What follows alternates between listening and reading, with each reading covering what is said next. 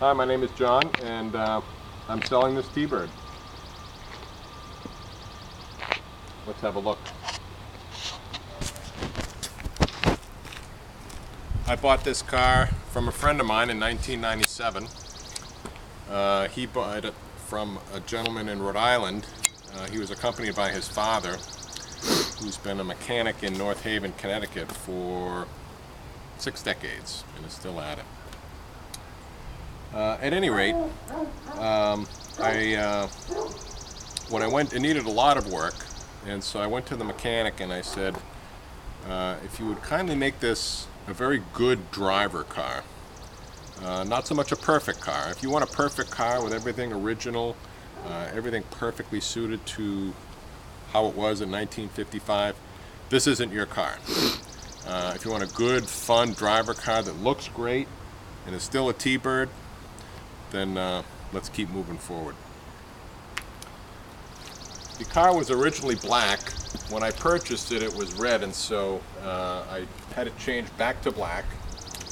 And you can see he did a good job with it. He also did a very good job with the lines.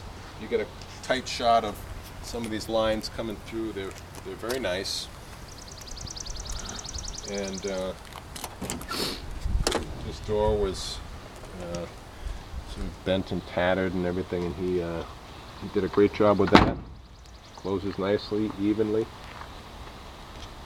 The inside, this is a nice leather coach, and you have the classic Thunderbird speedometer. Now, full disclosure, I'll tell you a lot of the positives, but I'll also tell you some of the blemishes as well, just so you know what's going on. But you can see the steering wheel here has a little crack in it, so you can wrap that with leather.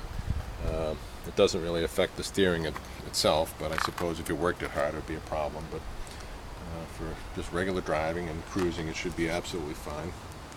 We've got seat belts in here. The top is right back here. Just a soft top, no hard top.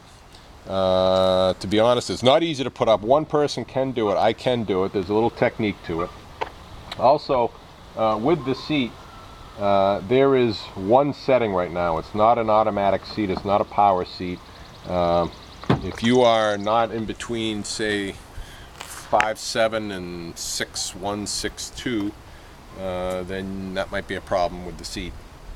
But it fits me just fine. Moving around here, there was, again, a little chip here on the paint. It was slightly off on the hood, and so I think that chipped a little bit of the paint. Here is the biggest one. There's another one over on the other side, a smaller piece, and then one tiny piece right here. It is garaged all the time, so there's certainly no rust under there, and I've treated it, but it is still a looker. It's a guaranteed head turner. You always get comments on it. Let's take a look at the engine.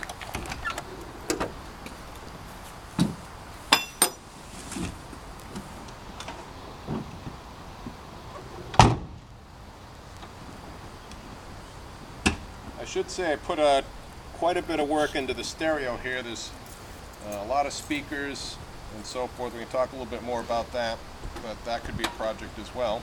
That's very nice.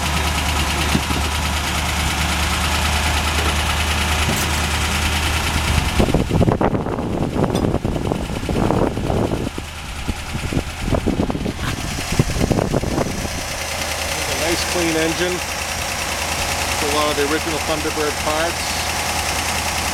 The engine's got a tiny knock in it. It runs a little rich, but it's very reliable. Always starts up just like we had it here. Again, the 12-volt battery system. And on the, you can't see it here, but on the other end of the radiator, there is a fan with a thermostat, so you can set that because the T-Birds do run hot. So if you're running in the summer, you may want to utilize that. New carburetor. Lots of work going on, lots of work. New venting system.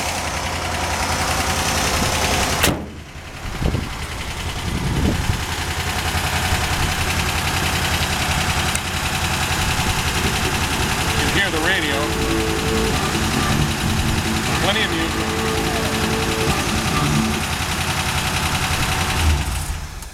We'll take a look at the trunk.